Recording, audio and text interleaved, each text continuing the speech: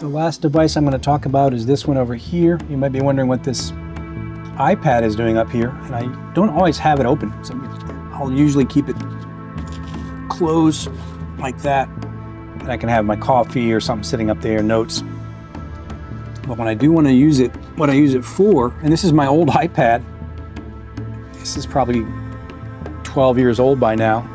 I've got a newer iPad that I use. This is my old one that I retired to the studio. I didn't want to get rid of it. What I'll use this for is to control my Roland Integra 7.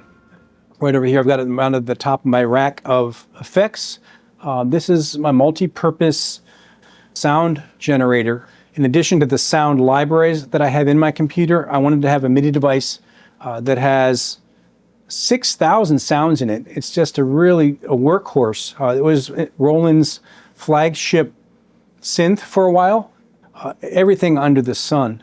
They were pretty expensive when they first came out. I bought it used from a friend of mine that was upgrading to another Roland Phantom, I believe it was called. It's a really nice keyboard, a lot deeper than this. But for just a sound module, it's got everything you need. Orchestral sounds, guitars, synths galore, some of the best drum kit sounds I've heard, some great percussion, everything you could possibly want in a 2-unit rack space. The only thing I didn't care for too much about it was that it's really hard to navigate with the one little window right there. So I wanted a controller for that. They make it an app for the control that you can download onto your iPad. And then you've got a lot more control over it. As you can see, I could go and adjust individual levels within the unit itself, which I don't typically do. I'm usually mixing out on the DAW, but if you wanted to mix internally, you can do that here. Pans and faders, even EQs, a little bit of reverb in there. If that's the only thing you've got, you can make great productions with just that device. What I usually use it for is sound selections. If you wanted to, you can go in here and adjust individual instruments one at a time there, but you have to kind of go a little into too many windows. In my DAW, as part of my template, all the way over here, I've got, in addition to my sound libraries, my Stephen Slate drums, I've got an Arturia collection of sounds, is my contact library, as well as a labs library, which has got some great stuff in there too.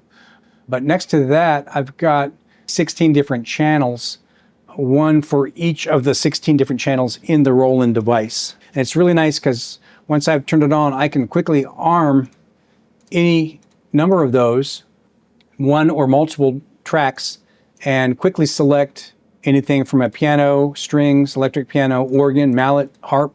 I've kind of got a little template here that I've set up so I can quickly get to the sounds in there. With the iPad and the app, it's possible to switch those sounds very quickly on this little page. I've got on channel 1, I've got my favorite piano called Deep Grand, but if I wanted to switch that over very quickly, I just tap on it and it pulls up all of my different pianos, and I can switch on that very quickly to, say, a bright piano, and I'll switch the unit to a bright piano. And let's go to an upright, boom, just like that. It tells the unit where to go. It's a lot faster than going in and turning a little knob and mousing around in there to get the one you want. All savable, and you can have multiple different studio sets. I've just got the one, but you can have different studio sets if you want for different types of things. You can also go in and adjust this, the spatial elements of each of those instruments in a 3D mode. You can move instruments around with your finger, which is really nice on the iPad. Just switching instruments around, you've kind of got to have this if you're using it. What's nice about it is that you can, I've got the power supply plugged in, but you can unplug that and hand that to whoever's playing the keyboard that day and let them take control of choosing their own sounds. Once they've got the hang of it, it's very easy for them to audition and find lots of different sounds instead of you sitting there and adjusting selecting the sound dial for them. So that's a real nice thing. They can have it sitting on top of their keyboard, or basically anywhere they want to sit, they can just there and go through sounds. You can also do that on playback. If you're playing back a piano and you wanted to check different types of pianos, for example, you could switch them on the fly on playback, which is really great. And that's really all I use the iPad for. The one thing about it is that to make that connection, it's a Bluetooth connection, and it's not automatic. You have to purchase a Bluetooth chip that fits in the USB memory slot on the front of the unit. It's just a little Bluetooth chip. You got to purchase that from Roland. I think you can get that from Amazon as well. And I think it was about 60, 70 bucks. It's not cheap, but that's the key. That's the link between the app and the unit. Otherwise, you're going to be forced to do everything manually on the front of the unit, which is a pretty deep little thing to do. So I'd highly recommend if you need a workhorse synth, go ahead and find one of those used. You can get them for a good price now. I think I picked this one up for about $1,300, and it has every sound under the sun that you could possibly imagine. I really like it for the orchestral stuff, the drums, really nice. A world of synths in there, all kinds of electric synths, analog stuff. So there's the 16 different channels, and you can adjust what's on any channel you want. One thing I will mention about my phone being right here, and I've discussed this in other videos about not using a phone while you're with a client. If it's necessary for you to have the phone, turn off notifications and mute the phone so it's not going to ring or light up in the middle of your session. It's going to distract you from what you're concentrating on, and also the client's going to think that maybe you don't have time for his project. It's not a priority. So I'd be very careful about having a phone within view, and certainly mute it so that it's not going to disturb your session. Nice thing about this is it's kind of at a discrete angle so that you can see it, but other people in the room aren't going to necessarily see it. You'll definitely want to have a little place for your beverage up there. I've got a little coaster, some soft cloth around any furniture so that it's going to be a little bit more absorptive. Good lighting, obviously. Anyway, I hope you like my little session desk here. I spent a lot of time sitting here, so I wanted to spend some extra time making it extra comfortable and just right for me. So I'd recommend you do the same thing for yourself.